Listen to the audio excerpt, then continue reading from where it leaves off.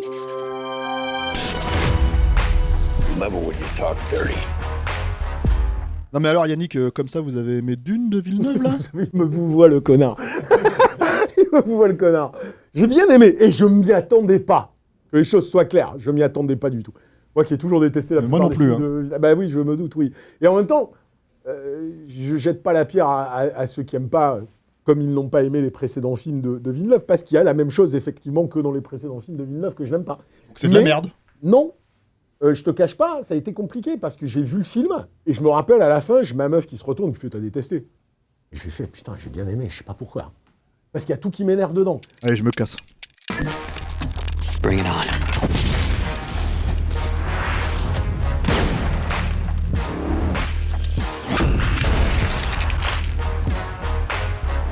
Don't fuck with me. Salut, c'est Yannick Dahan et aujourd'hui on va s'attaquer à la sortie en Blu-ray d'une variation, voire une relecture, mais pas vraiment une adaptation du mythique Dune de Frank Herbert par le plasticien du rationnel en berne qu'est Denis Villeneuve.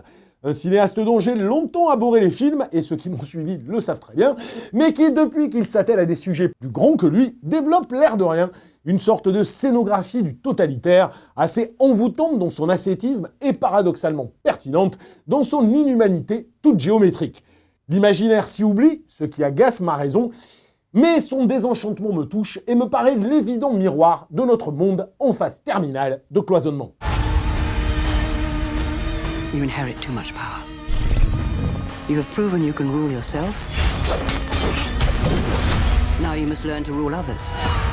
Something none of your ancestors learned. My father rules an entire planet. He's losing it. He's getting a richer one.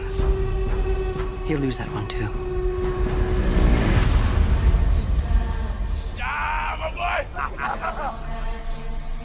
Arrakis is a death trap. Kill him. This is an extermination. They're picking my family off one by one. Let's fight like demons.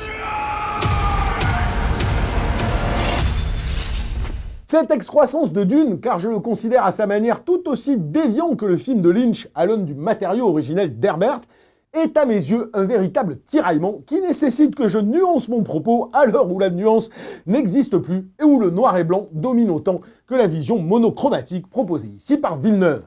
Tiraillé parce que ma raison y voit de nouveau tout ce qui pouvait m'agacer dans son cinéma, jusqu'au catastrophique Premier Contact. Un cinéma faussement cérébral mais psychorigide, désincarné, à la mise en scène unidimensionnelle, en fatigue dans son désir de glaciation des sens et totalement construit sur une terrible rationalisation de l'imaginaire. Je me suis dit, attends, j'aime pas comment il filme, j'aime pas cette façon de penser forcément la production design, j'aime pas ce côté monochromatique, j'aime pas tous les travers de Villeneuve, j'aime pas cette pose pseudo-intello alors que c'est pas si profond que ça, j'aime pas ce côté blockbuster triste, et c'est pour ça que j'aurai toujours le gamin en moi qui préférera un truc aussi starbé que le Lynch, mais parce que le Lynch, il y a de la couleur, ça pète, c'est fun, c'est le cinéma que j'aime, c'est le cinéma qui a un côté aventureux, malade, que j'aime.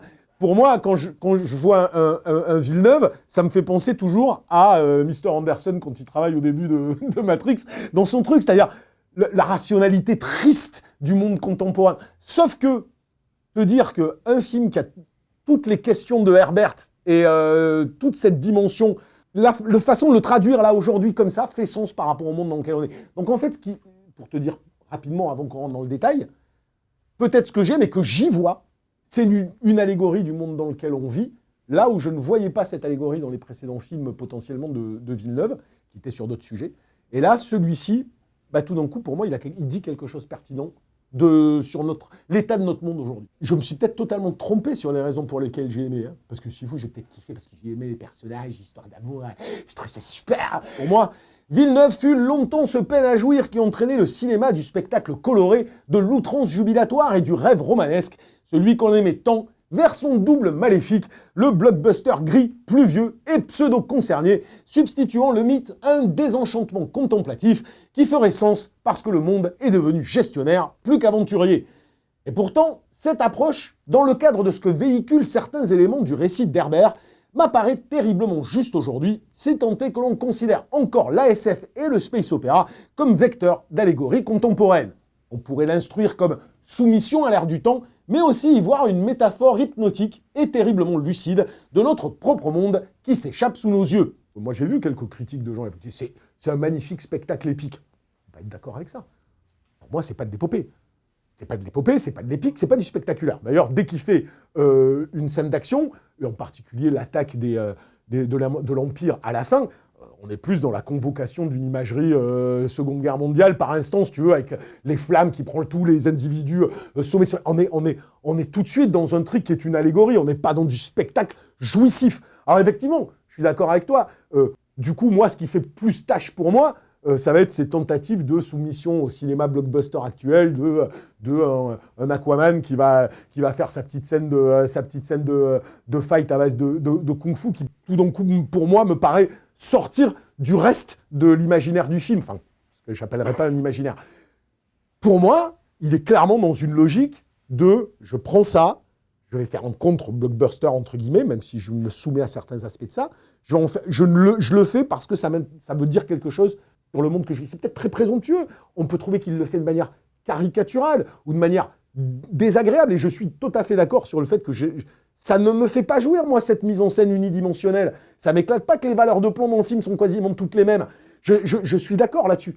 Mais dans la temporalité du film, dans ce côté bunkérisé de tout, il m'a fait ressentir quelque chose que je ressens dans le monde dans lequel je vis. T'es branlé la nouille. Si tu veux. Mais tu sais que j'aime bien me branler la nouille de temps en temps. Alors, je me branle pas la nouille.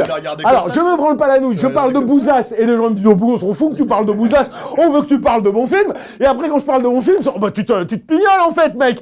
Bon, je ne satisferai jamais personne. Bien sûr, je garderai une préférence pour le film organique, malade et maladroit de Lynch, à l'aune d'une certaine vision du space opéra. Mais Villeneuve, tout à sa froideur démonstrative, fait malgré tout ressentir une très actuelle angoisse philosophique. Au-delà de ce qu'il a gardé et coupé du roman d'Herbert en termes narratifs, et mon amour du livre me fait regretter ici les longues tirades politiques, voire les personnages complexes qui ont tout simplement disparu, tout se joue chez Villeneuve à l'aune de l'univers dépeint. Un univers, son minimum de cohérence peut tout faire. Et une atmosphère alliée à un univers qui a un minimum de cohérence dit tout. Et t'as pas besoin des fois d'en faire des caisses derrière. Aussi minimaliste, froid, glacial qu'il est, il dit tout en fait. C'est pour ça que ce que je me suis rendu compte en regardant Dune, c'est que cette atmosphère vient de son architecture. Je peux dire c'est une production de design, mais je dirais même pas c'est la production de design. Je dirais c'est l'architecture choisie qui est oppressante et qui me fait ressentir ça. Donc ça me fait ressentir, si tu veux, les règles et les limites du monde. Et quand je regarde Dune, ou que je regarde Green Knight, ou que je regarde Lamb, qui sont des films qui ont des qualités, qui ont aussi des défauts scénaristiques et tout ça, ces mecs-là ont des univers singuliers. Et ces univers ont leur cohérence. À partir du moment où ils ont leur cohérence et une atmosphère, ça m'envoûte, et des fois, ça peut me faire pardonner plein de choses que je n'aime pas. Pas toujours, mais ces films-là, en l'occurrence, et ceux Dune-là, sur lesquels, on n'est pas rentré dans les détails, mais il y a plein de petites choses qui m'énervent. Hein. Il y a plein de petites choses qui m'énervent. Même des choses par rapport à Lynch, où tu sens que le manque d'inspiration était total, en fait.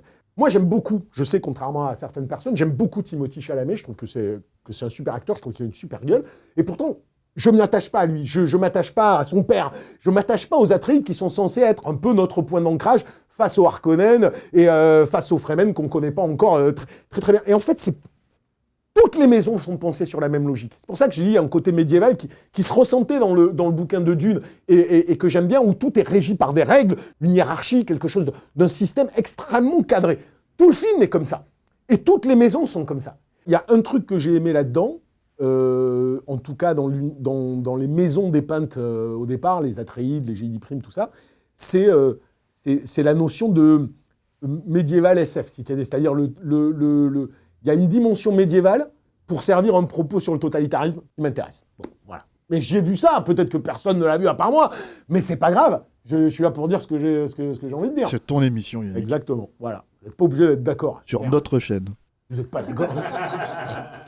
Il n'a finalement gardé du space opéra politique que la politique de l'architecture, qu'il a construit, peu importe les maisons en présence, comme un gigantesque système totalitaire, une bunkérisation stalinienne de l'univers à laquelle la planète Dune n'échappe pas, mais qui progressivement, très progressivement, devient le grain de sable organique et spirituel qui enraye la machine. Mais à peine, l'épice, l'esprit et l'organique, puis le spirituel qui invoque le messianisme, est étouffé, empêché pendant tout le film, et peine à s'extraire de la peur qui alimente tout le système, comme tout rêve et toute utopie dans notre monde d'aujourd'hui. Ce n'est qu'à la toute fin, quand le sang, la sueur, quelques larmes et une subreptice couleur rouge qui s'invite sous une tente, que cette première partie, d'autant plus volontairement désagréable qu'elle convoque une sombre imagerie des horreurs de l'histoire, ait sens. Et ils nous mettent des briques rouges.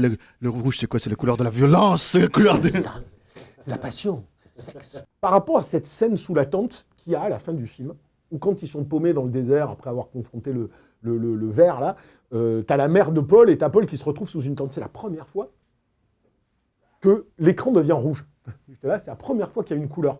C'est la première fois, on voit un chouïa de sang avant, mais c'est la première fois que quand tu vois les rêves de Paul, t'as vraiment la main ensanglantée, tu vois. Et c'est la première fois que tu le vois couler de sueur. C'est la première fois que tu vois la mère réellement pleurer.